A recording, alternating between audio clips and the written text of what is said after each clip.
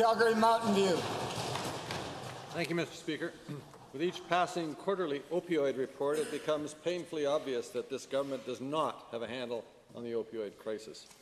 A 9% increase in fentanyl overdose deaths from last quarter and a 40% increase over last year is a disaster.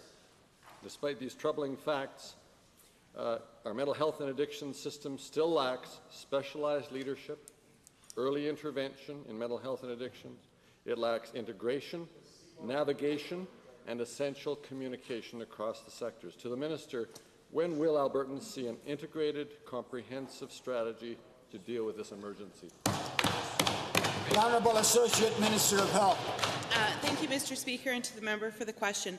The number of Albertans that we've lost to the opioid crisis is high, and it should remind us how serious this crisis is, and it requires a government that is taking action. The Minister's Opioid Emergency Response Commission has brought forward 12 recommendations so far, and our government has accepted and moved forward on them all. Mental. Albertans are dying at a rate of almost 2 a day. Clearly, the approach is not working. We need mental health addiction specialist leadership. We need a more integrated and comprehensive action plan on mental health and addictions. And we need it now.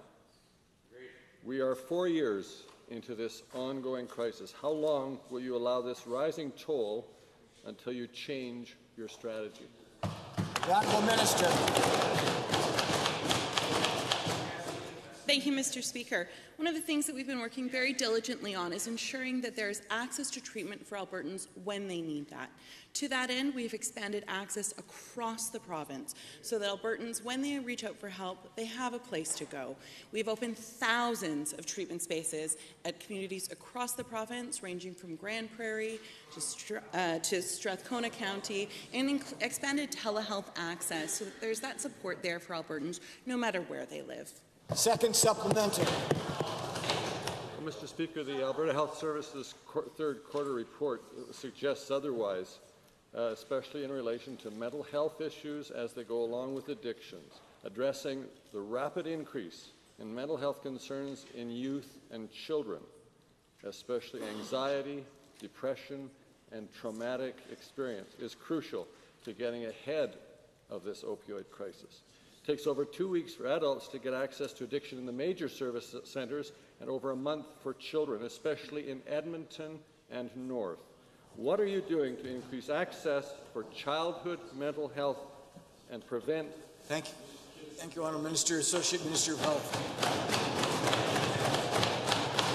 Thank you, Mr. Speaker. We are working with our partners in education to expand supports for students at school.